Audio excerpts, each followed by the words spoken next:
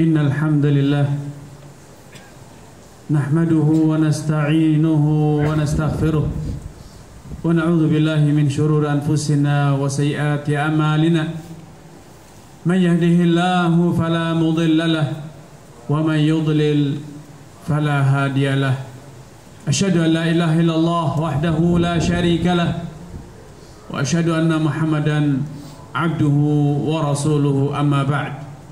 Ibadallah, usikum wa nafsi bitaqwallah faqad fazal muttaqun.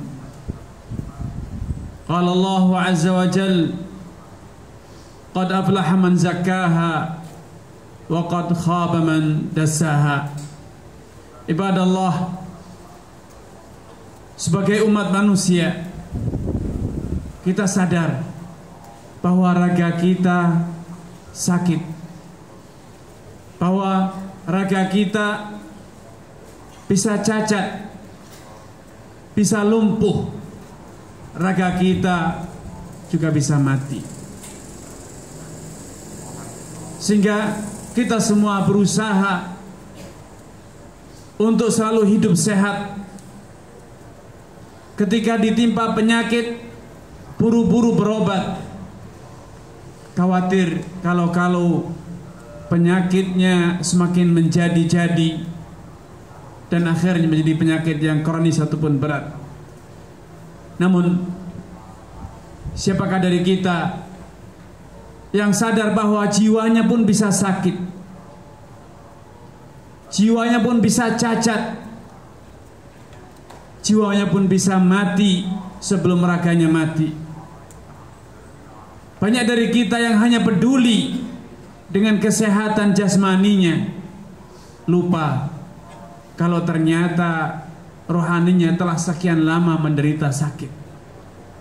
Lupa, bahkan tidak sadar bila rohaninya telah mengalami cacat, lumpuh, sehingga tidak tahu yang baik adalah baik, yang buruk adalah buruk.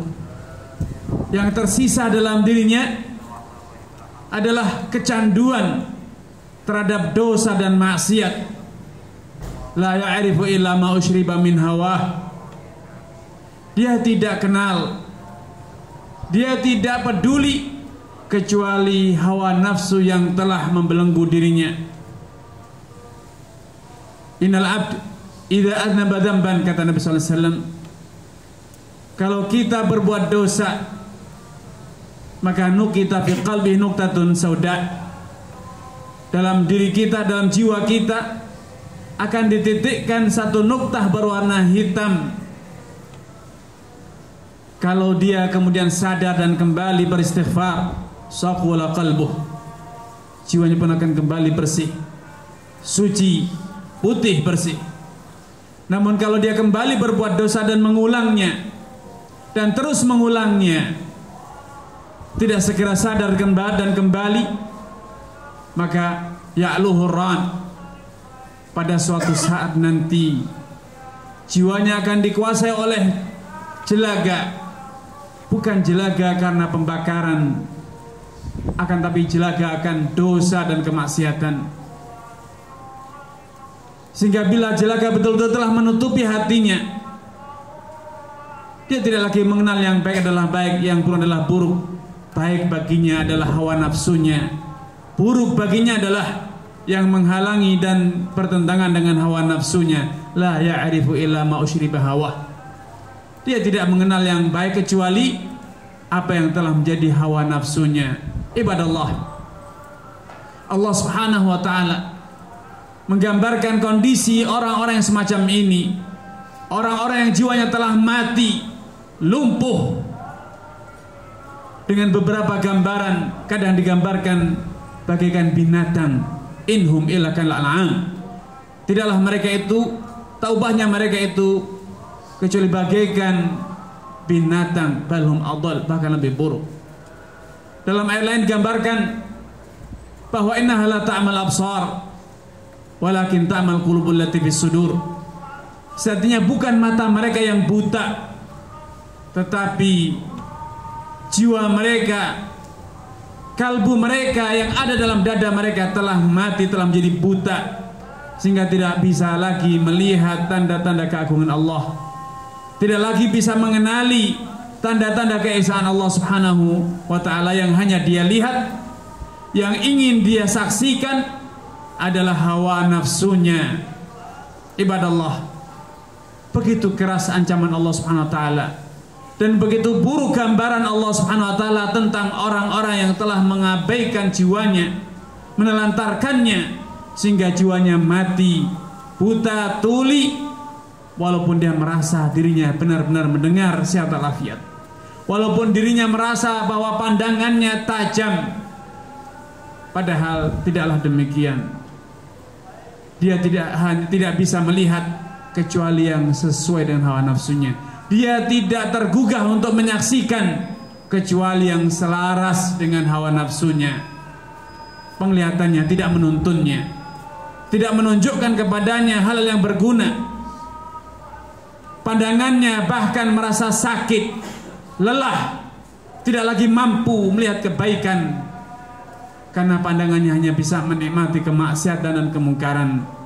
Ibadallah, semua itu bukan karena pandangan yang sakit, bukan matanya yang sakit, bukan telinga yang sakit.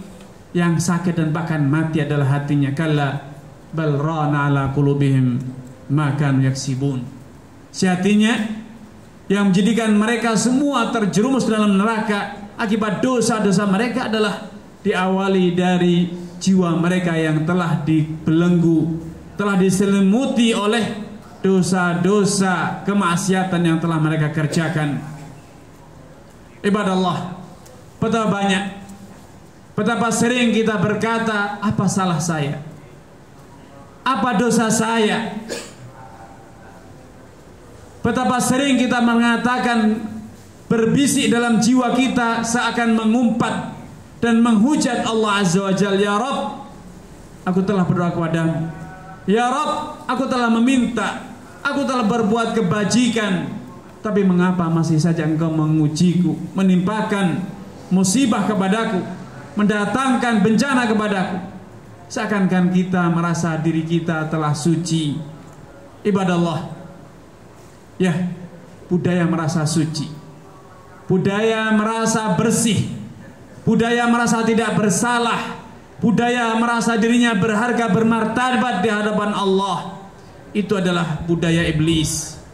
Tatkala iblis laknatullah alaih diperintahkan untuk sujud kepada Allah Subhanahu wa ta'ala, ma manaka alla tasjuda lima khalaqtu biyadai. Wahai iblis, apa yang menjadikanmu enggan untuk sujud kepada makhluk yang aku ciptakan dengan tanganku sendiri? Wahai iblis, ma manaka alla tasjuda id amartuk. Wahai iblis, apa yang menjadikan engkau enggan untuk sujud tatkala aku perintahkanmu untuk sujud? Apa yang dikatakan oleh iblis? Qala ana khairum minhu. Iblis menyombongkan dirinya, merasa dirinya mulia, merasa dirinya bahkan paling mulia, sehingga dia enggan untuk tunduk kepada perintah Allah, untuk sujud kepada Adam, menghormati Adam. Ia mengira bahwa sujud kepada Adam adalah dzul dan hawan. Iblis mengira bahwa sujud kepada Adam adalah penghinaan diri. Itu adalah mencoreng martabat dirinya, merusak martabat dirinya. Padahal tidak. Andai iblis tunduk dan patuh dengan merendahkan dirinya di hadapan Allah, dengan bersujud kepada Adam, niscaya iblis akan Allah angkat derajatnya. Wa ma tawadha'a 'abdun lillahi illa rafa'ah. Karena telah menjadi rumus, menjadi kaidah bahwa setiap kali manusia, setiap kali hamba Allah menundukkan, merendahkan dirinya di hadapan Allah sehingga tunduk dan patuh kepada perintahnya, meninggalkan larangannya, maka saat itulah Allah akan mengangkat martabatnya. Ibadallah, karena itu kesehatan jiwa, kesehatan batin tidak bisa didapat oleh orang-orang yang masih hobi membungsungkan dadanya. Tidak akan dapat diperoleh, tidak akan bisa diwujudkan oleh orang-orang yang dirinya merasa sempurna, merasa lebih mulia daripada yang lainnya. merasa dirinya bersih dari dosa dan khilaf. Allah Subhanahu wa taala telah melarang kita dari budaya dan perilaku perasaan semacam ini. Fala tuzakku anfusakum, wahai hamba-hambaku sekalian, fala tuzakku anfusakum, janganlah kalian merasa diri kalian adalah nafsun zakiyah, jiwa yang suci dan bersih. Karena yang benar-benar mengenali siapakah dari kita yang bertakwa, siapakah dari kita yang benar-benar jiwanya telah suci, hanyalah Allah. Wa a'lamu biman ittaqa, karena Allah lah yang lebih tahu siapa dari kita semua yang bertakwa. Ibadallah,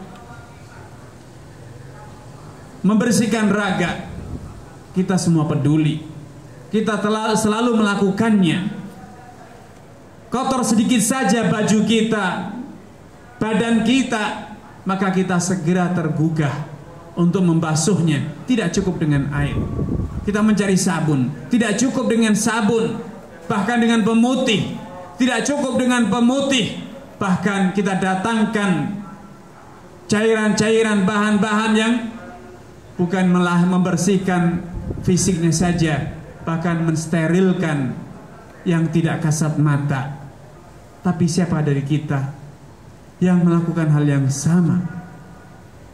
Setiap kali berbuat dosa, setiap kali jiwa kita tergores oleh kemaksiatan, kita segera membersihkannya, segera mengobatinya. Bukan dengan cukup sekedar mengakui saya berdosa. Bahkan orang-orang yang benar-benar sadar bahwa jiwanya terancam, tidak cukup hanya dengan beristighfar, dia akan melipat gandakan hasanat. Kenapa? Karena dengan hasanat, innal hasanat yudhibna sayyi'at. Karena dengan melipat gandakan amal kebajikan, amal soleh, maka sayyi'at, dosa-dosa dan kemaksiatan itu akan terhapuskan. Banyak dari kita alih-alih melipat gandakan ketaatan kepada Allah, sekedar beristighfar saja masih merasa berat.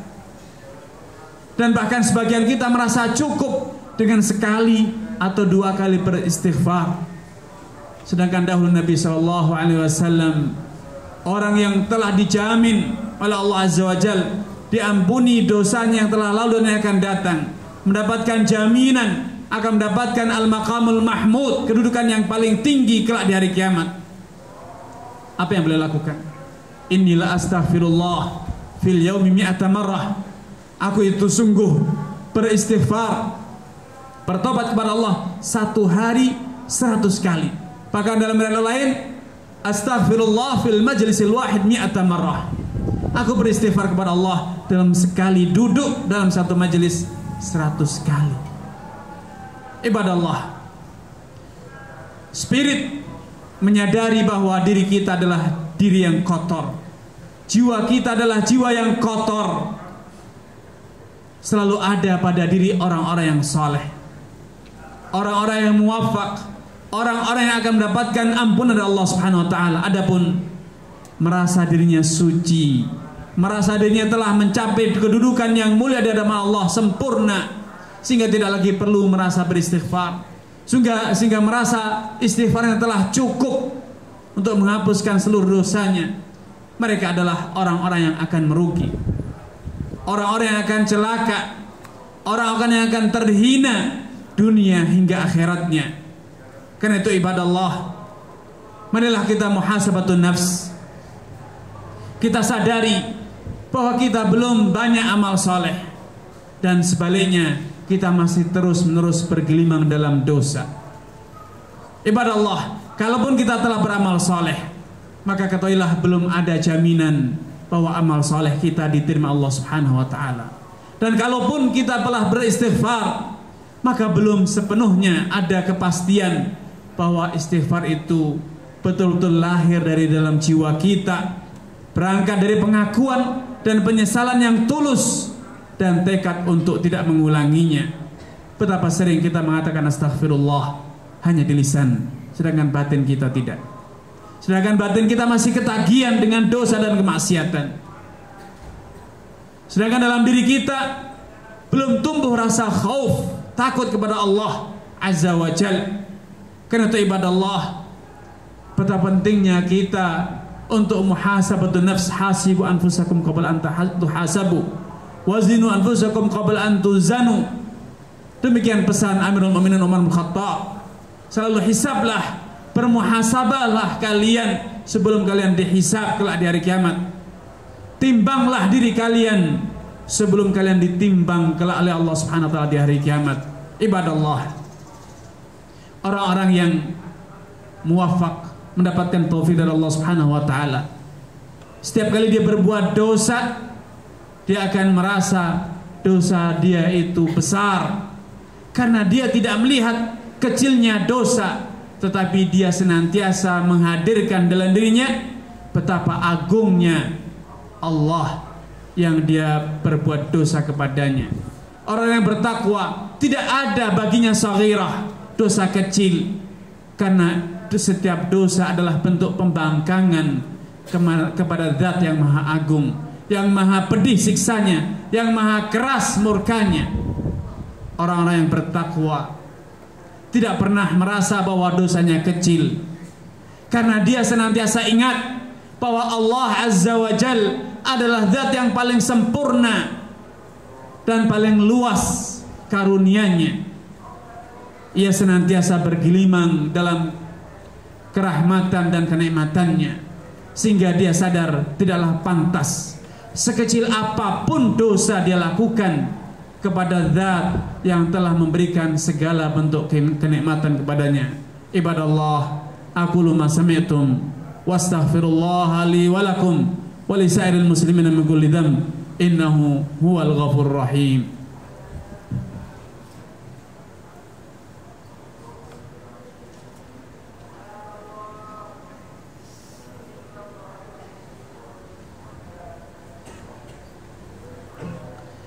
Innal hamdalillah nahmaduhu wa nasta'inuhu wa nastaghfiruh wa na'udzu billahi min shururi anfusina wa sayyiati a'malina. Man yahdihillahu fala mudilla lahu wa man yudlil fala hadiyalah. Amma ba'd. Ibadallah, bila dahulu para salaf, bila dahulu para anbiya dan rasul senantiasa beristighfar kepada Allah Subhanahu wa taala ma'a kamali imanihim wa taqwahum, padahal mereka telah mencapai titik kesempurnaan iman dan takwa. Padahal di zaman mereka pintu-pintu kemaksiatan belum dibuka lebar seperti zaman kita. Hari ini di zaman kita segala pintu kemaksiatan dan dosa dibuka, sampai pun kita berada di dalam masjid, sampai pun kita berada di dalam rumah, pintu kemaksiatan selalu terbuka bagi kita. Kalau zaman dahulu kenikmatan dunia, syahwatud dunia belum dibentangkan seperti era kita ini, maka al-mughriyat wasyahawat, berbagai macam godaan dan syahwat hari ini betul-betul telah dieksplorasi, bahkan telah menjadi industri kemaksiatan, industri kekufuran, industri kefasikan. Hari ini betul-betul menjadi salah satu industri besar di dunia ini. Maka tentu jalan istiqamah di era kita semakin berat. Ya tulabul ilm, jalan untuk istiqamah semakin terasa menantang, karena godaan-godaan semakin besar dan semakin dibentangkan di depan kita. Sungguh benar sallallahu alaihi wasallam tatkala beliau mengatakan, mal fakhru akhsha alaikum, aku tidak khawatir kalian mati kelaparan atau kemiskinan, walakin akhsha an tubsatu alaikumud dunya, justru yang aku khawatirkan adalah tatkala dunia dibentangkan, dihamparkan untuk kalian semua, fatanafasuha, akhirnya kalian berlomba-lomba memperebutkan dunia, fatuhlikakum kama ahlaka man kana qablakum, sehingga dunia, kesenangan dunia akan membinasakan kalian. Karena itu pada Allah, marilah kita perbanyak zikir kepada Allah Subhanahu wa taala. Karena dengan zikir kepada Allah, jiwa kita akan mendapatkan kedamaian dan ketenangan. Dengan memperbanyak zikir kepada Allah, mengingat kesempurnaan Allah, keindahan Allah, keagungan Allah, maka noda-noda kemaksiatan yang mengotori jiwa kita akan luluh dan sirna. Ala bidzikrillahi tatma'innul qulub. Bukankah dengan memperbanyak zikir kepada Allah, jiwa kita akan menjadi damai dan tentram? Dan di antara yang sepatutnya kita lakukan adalah dengan memperbanyak amalan nawafil, amalan-amalan sunnah. Karena amalan-amalan sunnah akan menghapuskan dosa-dosa kita. Innal hasanat yudhibnas sayyi'at wa atbi sayyi'atal hasanata tamhuha. Demikian pesan Nabi SAW. Kalau kita telah menyadari bahwa kita banyak bergelimang dosa, maka hanya ada suatu solusi, yaitu memperbanyak amal kebajikan, amal kesalehan. Karena dengan kebaikan, amal soleh, dosa-dosa itu akan terhapuskan. Di antara yang seharusnya kita lakukan ibadah Allah adalah kita menyadari bahwa jiwa kita adalah satu dari sekian musuh kita. Inna nafsa la'amaratun bisu'. Sejatinya jiwa manusia akan terus-menerus membisikkan, mengajak kepada keburukan. Sungguh tepat bila dahulu Nabi SAW senantiasa mengulang, wa na'udzubillahi min syururi anfusina. Kami berlindung dari jahat dan buruknya jiwa kita. Ibadah Allah, di antara hal yang dapat menjadikan jiwa kita tergugah untuk kembali ke jalan Allah adalah kita senantiasa menyadari bahwa kesenangan dunia, syahwat dunia, kesenangan raga tidaklah abadi. Itu hanya sesaat. Tidak akan lama lagi kita akan menyusul orang-orang yang telah terlebih mendahulu kita, menyerahkan jiwanya kepada Rabb-Nya. Karena Allah SWT telah menetapkan kullu nafsin dha'iqatul maut. Setiap jiwa yang hidup pasti akan mati, pasti akan merasakan kematian. Akthiru dzikra hadhimil ladzat. Nabi SAW berpesan, perbanyaklah kalian memperbanyak mengingat kematian, pemutus segala kenikmatan, yaitu kematian. Pemutus segala kenikmatan yaitu kematian. Dan di antara yang harus kita lakukan adalah ta'widun nafs, melatih diri kita untuk mukhalafatul hawa. Karena mengekang jiwa, mengekang hawa nafsu tidak mudah, harus dilatih dan dibiasakan. Fa amman khafa maqama rabbih wa nahan nafsa 'anil hawa fa innal jannata hiyal ma'wa. Adapun orang-orang yang senantiasa mengingat dan takut akan momentum di mana dia harus menghadap kepada Rabb-Nya di hari kiamat kelak, dan dia senantiasa nahan nafsa 'anil hawa, mengekang dirinya dari mengikuti hawa nafsunya. Ini beberapa kiat ibadah Allah agar kita bisa mensucikan diri kita, membelenggu jiwa kita, diri kita, agar kita tidak hanyut dalam hawa nafsunya. Ibadah Allah, innallaha malaikatahu yusalluna 'alan nabi ya ayyuhalladzina amanu sallu 'alaihi wa sallimu taslima. Allahumma shalli wa sallim wa barik wa an'im ala 'abdika wa rasulika nabiyina Muhammad wa ala alihi wa ashabihi wa man sara ala nahji wa iqtafa atharahu ila yaumiddin. Allahumma ighfir lil muslimina wal muslimat wal mu'minina wal mu'minat al ahya'i minhum wal amwat innaka sami'un qaribun mujibud da'wat. Allahumma ati nufusana taqwaha wa zakkiha anta khairu man zakkaha anta waliyuha wa maulaha. Rabbana hab lana min azwajina wa dhurriyyatina qurrata a'yun waj'alna lil muttaqina imama. Rabbana atina fid dunya hasanah wa fil akhirati hasanah wa qina adzabannar. Ibadallah, aqimus shalah.